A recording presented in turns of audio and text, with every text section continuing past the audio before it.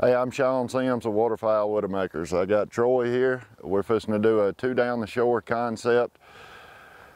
They have to go past an old fall, pick up the bird over a point, pretty meaty little setup, and then we're gonna run 2 blinds when we get done, and we'll see what the boy can do. I've got 2 assistants out here throwing. We're gonna throw the long bird and then the short bird. They have to pick up the short one and then go back, stay in the water to go get the long one.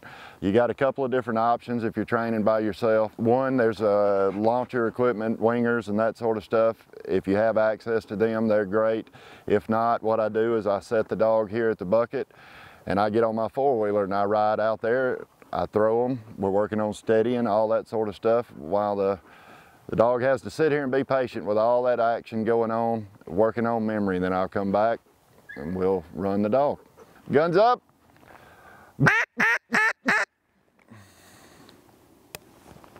Sit. You're first, Tanya.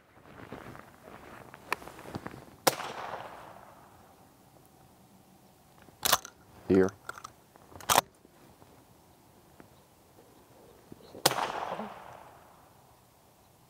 Troy.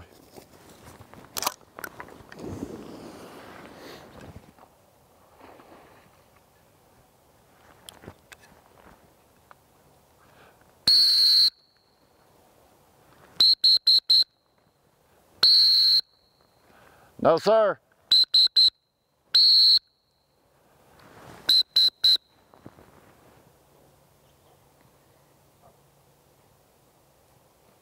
Attaboy. Some of these hard driving dogs, the short birds are harder for them to pick up. They want to go out there for the long birds. Yes. Where's your mark? Sit right there. Troy. You want the dog to go in a straight line. If this dog ran the bank to go all the way around there to that point, there may be a lot of cover, decoys, whatever, that hold them up and they actually never make it around to the other end.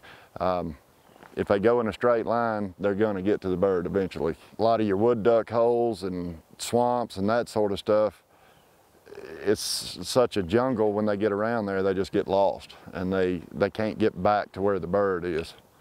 I want them to pick it up on their own. As long as they're within 15, 20 yards, I'm gonna let them hunt. That's what they're due. Their nose is better than me, especially if you have a crippled bird, that sort of stuff, and it's moved 15, 20 yards. They can find it better with their nose than I can try to handle them to it in the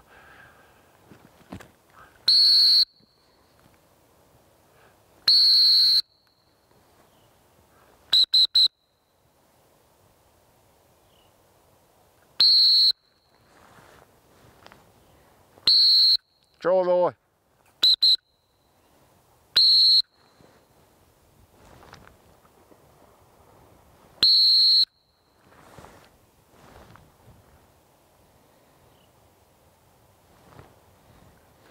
He was getting so far out of the area then, I wasn't sure he would be able to recover on his own, so I'm gonna put him back in the area and let him work on it again. There we go. Patience is the biggest thing in dog training. It doesn't matter if you're starting with a puppy or the big dog, patience. When you do correct a dog, you correct them for lack of effort, not for making a mistake. We all make mistakes. I'd be in trouble if somebody hit me in the head with a 2x4 every time I made a mistake. It's lack of effort. That dog was giving me effort, so I want to give him every opportunity to come up with it on its own. Heel. Come on, heel, heel, sit, get. All right, we're gonna run 2 blinds now. I've got one in that treetop over there. So it's over the old fall, which is another concept that we sit. I know we were throwing bumpers just then, but if we were throwing ducks, that would add scent on the ground. In a hunting scenario, 8 out of 10 ducks are gonna fall in the decoys. When you do have that winged bird go down a couple of 100 yards out there, the dog has to know to drive through the decoys, the scent, all that sort of stuff, and go on out there. So that's the scenario we got here. Bumper landed right there in the cover. We're gonna run right back over the old fall and get out there and see if he can root this out. Come here, big boy. Here. Sit. Dead bird. Right here. Here. Dead. Right there. Back. When you're running a blind, you want to keep them as tight as possible to the line.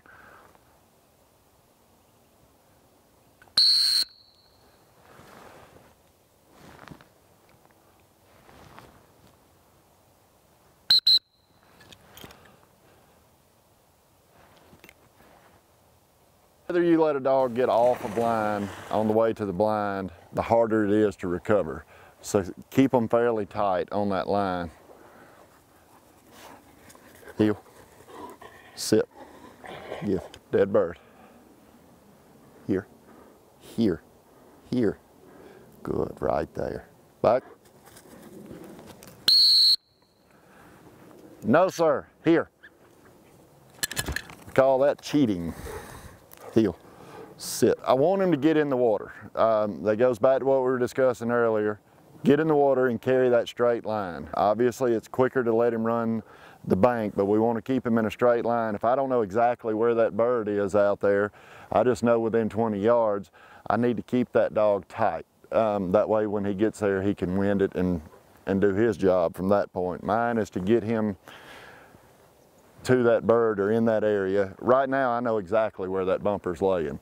Hunting scenario, I may only know 10 or 15 yards where it is, so I got to get him close, but if I let him get further away, it's going to be harder for me to get him back to where he needs to be. Troy. That's a perfect example of what happens with the correction. There was no collar correction, all I did was call him back. But he took that as a correction, that's why he went fat into the water.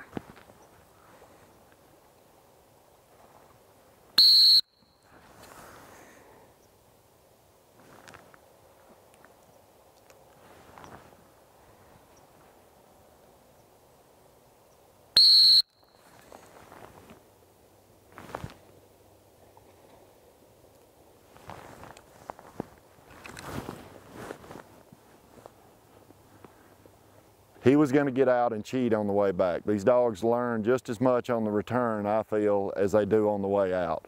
So if we're going to hold the standard for them to go stay in the water and go down the shore to pick this bird up on the way out, we also need to hold that standard on the way back. If you allow them to cheat, so to speak, on the way back, how are they going to know the difference? Heel, heel, sit.